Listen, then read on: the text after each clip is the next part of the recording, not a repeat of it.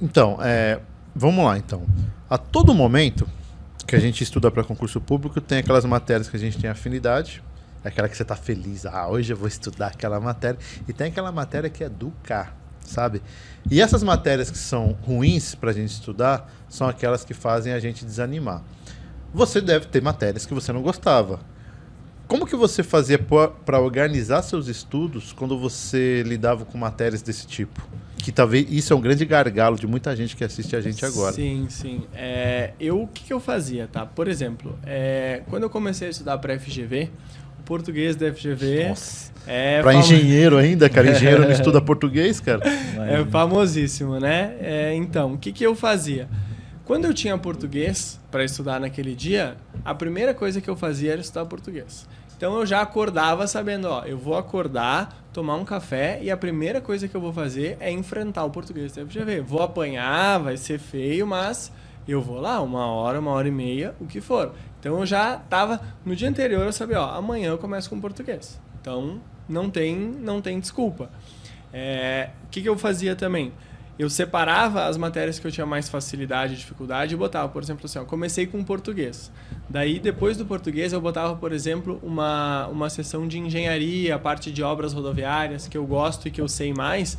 Então, eu botava uma matéria difícil, uma coisa que eu tinha mais conhecimento e sabia mais.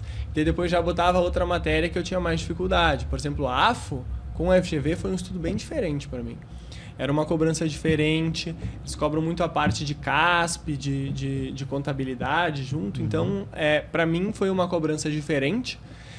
E eu também tentava botar elas mais para o início do dia, que eu estava com a cabeça mais fresca e estava mais disposto a enfrentar isso. E deixava, por exemplo, nesses momentos que eu estava só estudando, eu deixava para o final do dia matérias que eu tinha mais facilidade. Então, começava enfrentando a minha maior dificuldade, à medida que eu estava mais cansado, eu deixava as matérias que eu tinha mais afinidade. Então, você enfrentava, né? Porque muitas pessoas não querem enfrentar isso. Sim, essa parte assim, é um exemplo muito bom, essa parte do português da FGV.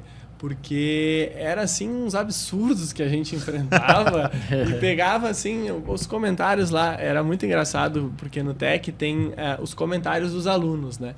Daí eu pegava lá uma questão, vinha ali a questão, tinha para tu marcar o gabarito e tu via o número de comentários que tinha a questão. Daí a questão tinha 40, 50, 60 comentários. Geralmente tem 5, 10. Daí tu sabia que o gabarito era zoado, né? Sim, Daí sim. tu já te condicionava. Mas eu já, eu vou estudar português e vou começar enfrentando isso. Então era o desafio inicial do dia para ir para a batalha. E, por exemplo, português é uma matéria que cai em todos os concursos públicos. Não tem como você fugir, né? Mas é que o português da FGV ele é um português diferente. Então, né? mas não sei se você ficou sabendo, quando teve a prova de auditor fiscal da Receita Federal, que foi a FGV, foram acho que 8 perguntas de português. Ninguém gabaritou, cara. Imagina, Rogério, 8 questões. Imagina. 8 questões em tese, se fosse 20, mas 8. Ninguém gabaritou, dentre os aprovados.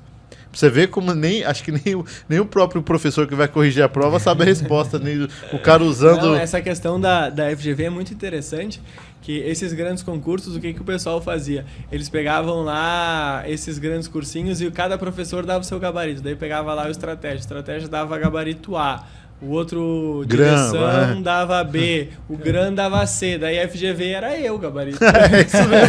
É isso mesmo, cara. Os caras usando lá material de consulta e não chegam a resposta. Mas eu acho que assim, claro, cada banca é uma banca, mas eu acho que eles fazem isso para apelar, cara. Porque nem eles sabem a resposta. Sobretudo questões que são subjetivas. Interpretação de texto. Você lê um texto, tem 5 alternativas. Você fala, mas... Acho que todas estão certas. Ou todas estão... Não sei o que está certo aqui, cara.